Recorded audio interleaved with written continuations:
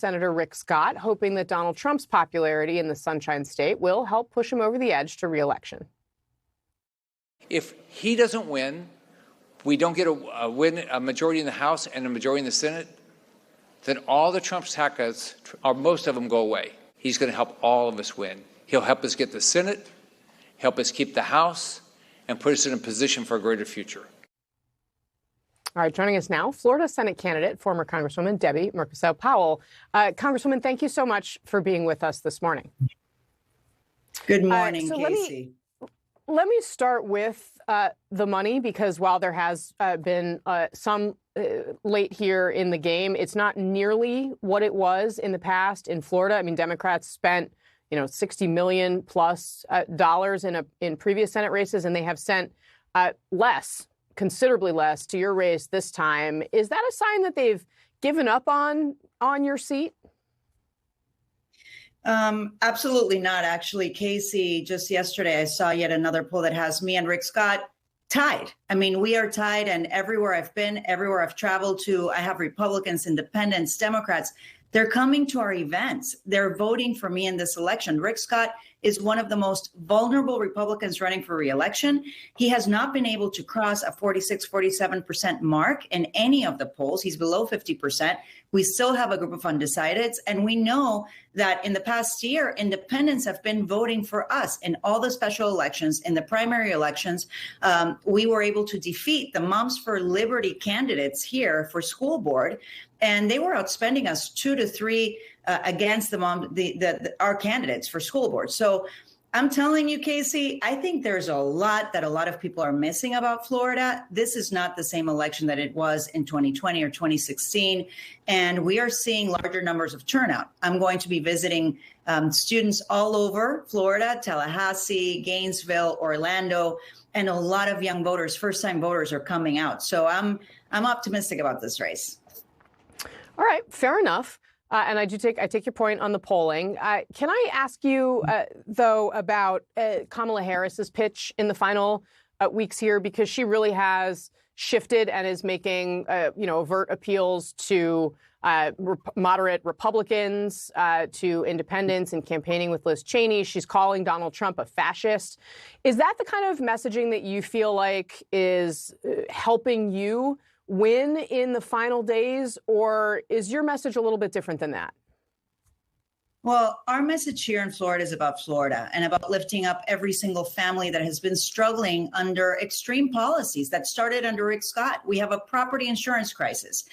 We know that we're paying 4 times the national average. We just were devastated by 2 different hurricanes, Hurricane Milton, Hurricane Helene. People are left with absolutely nothing. Rick Scott voted against funding FEMA, and a lot of families here have been struggling for too long. Our teachers are the lowest paid teachers when you look at the national average for the rest of the country. We have students that have been attacked because of who they love and who they are. And now, of course, we are living under one of the most extreme bans on abortion, a 6-week ban that Rick Scott supports. And let me just say this, Casey, he wants to go back to the Senate, become Senate Majority Leader. And I want everyone to just think of a world where you miss Mitch McConnell as Senate Majority Leader. He would be catastrophic, not only for Florida, but for America. He wants to eliminate Medicare and Social Security and raise taxes on families. So we just can't allow that to happen.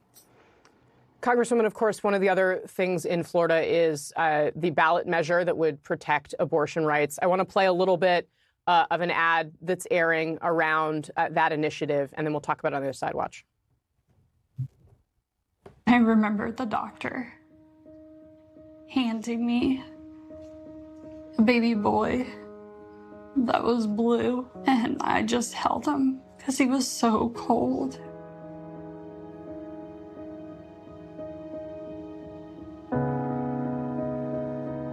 Due to the abortion ban, I was being forced to carry the baby from 23 weeks all the way to 37 weeks. And knowing that my son was going to die, this ban is torture. This ban is torture, she said. It's really difficult to watch. Where do you think Florida voters are right now on this? We have seen voters across the rest of the country often when they're given this choice about whether to enshrine abortion protections or at least prevent restrictions. They've said that they want to protect abortion rights. I'm curious where you think people are in Florida, and if you think people who are going to vote for that are also going to vote for Democratic candidates, because that may not always be the case.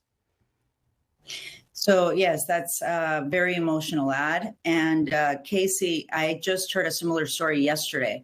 A woman who was carrying her pregnancy. She already had a 6-year-old daughter. She was 7 months pregnant. And the doctors told her the baby wasn't living anymore inside her body, and they wouldn't terminate her pregnancy. And so she was forced to travel, leave her 6-year-old daughter here in Florida, and had to go to New York to get that critical health care. It's really devastating. I'm a mom.